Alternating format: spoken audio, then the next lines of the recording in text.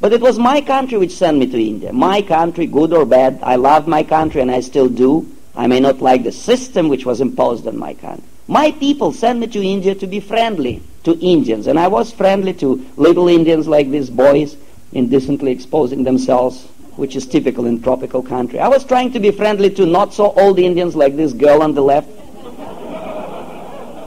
I wanted to be a good Marxist, and if you remember, Karl Marx said, proletarians of all the countries, unite. So I wanted to unite with a nice proletarian.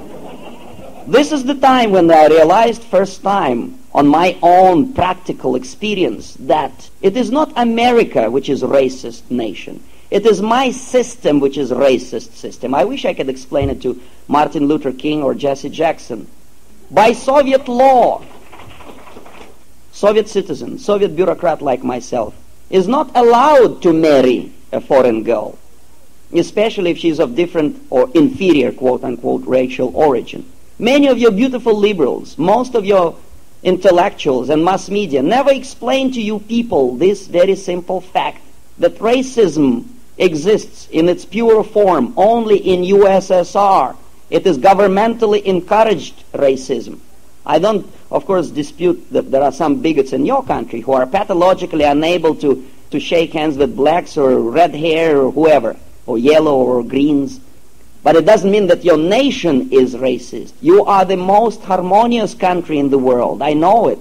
I am living now in black area of Los Angeles. I am married to a Filipino girl. I know what I'm talking about.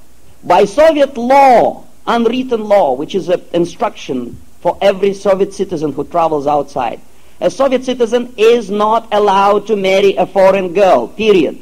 This you know for sure because you read your own newspapers. And this is what Time magazine writes about apartheid in South Africa. Black South African showing his passbook. And all the beautiful intellectuals and freedom-fighting people in your country like Jane Fondas and Schmondas, they are very much indignated, you see. A worldwide outcry against repression.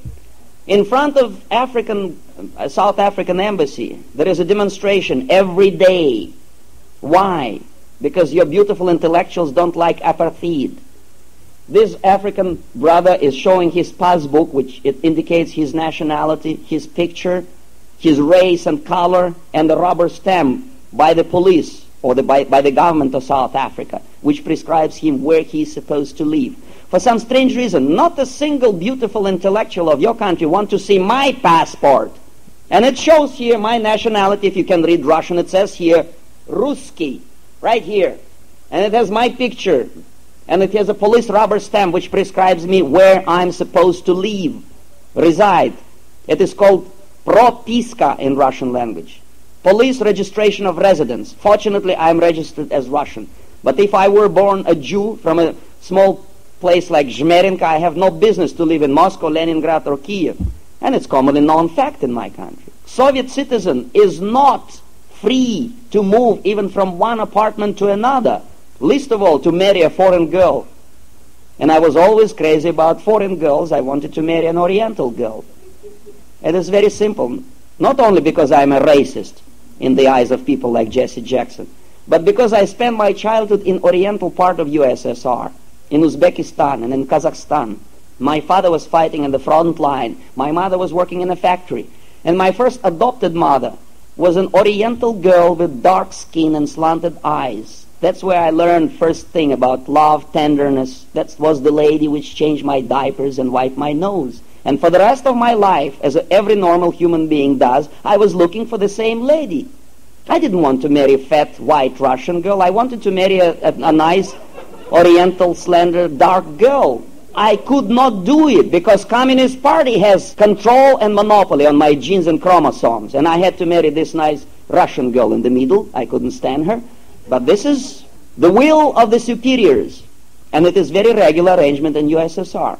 A young bureaucrat like myself marries not his choice. My future wife has to go through security clearance. Without love, husband and wife become virtually informers on each other to prevent defection. And if you behave like a good boy, if you marry who they tell you to marry, this is what happens. A symbol of status of young bureaucrat in USSR. A government job, private car, which is not a big deal in your country, nice-looking wife who reports everything you say to the KGB, and a transistor radio made in Japan to listen to Voice of America.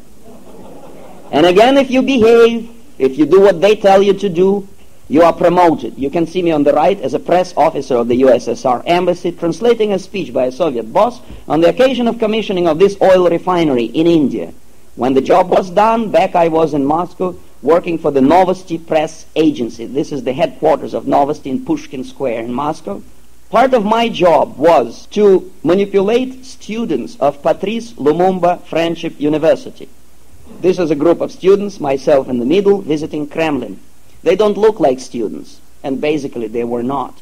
These are boys picked up from various countries of Asia, Africa, and Latin America, imported to USSR to be trained as future leaders of the so-called national liberation movements. When the training is done, they are being sent back to their own countries and start indiscriminately killing their own people. When they do that, your beautiful American newspapers describe these KGB-trained bandits as, maybe you tell me how they describe them, freedom fighters, right? Anti-government guerrillas, leftist rebels, very polite names for these bandits. But imagine if Salvadorians start shooting back to protect whatever is left of their capitalism or whatever system they have, when they try to defend themselves against KGB-trained bandits, what your media calls these Salvadorians? Huh? Right-wing death squads. All right? Have you ever heard New York Times mentioning left-wing death squads? No. Why not? Think about it. Please start thinking. You look like intelligent people. This is another type of my activity. You can see me on the left with a group of progressive intellectuals. Writers, poets, journalists, editors, publishers of newspapers coming to my country, visiting Kremlin, seemingly for one purpose only, to denounce decadent, oppressive American imperialism and to glorify Soviet socialism, and of course being paid for this. Secretly, KGB people like myself call them useful idiots. There is a group of idiots like that visiting Novosti Press Agency. I'm standing next to one of them. His name is Sumitranandan Pant, famous Indian poet, who wrote a poem entitled Rhapsody to Lenin, where he described this murderer of my nation as, and I quote, springtime blossom for mankind. You can imagine how much money were paid to him. Pay attention to number of bottles on the table. My dear friends, this is hard booze, Soviet style. Part of my job was to keep foreigners, progressive intellectuals, your journalists, permanently on a certain level of intoxication, not too drunk, not too sober. Why? Simple, so that everything looks nice to them in USSR. The moment they step from the airplane in Moscow airport, we take them to VIP lounge and we toast champagne to friendship, understanding, peace, freeze, schmeeze. And if they refuse to drink, we tell them, look, this is unethical. Comrade Andropov may be offended. Or Gorbachev.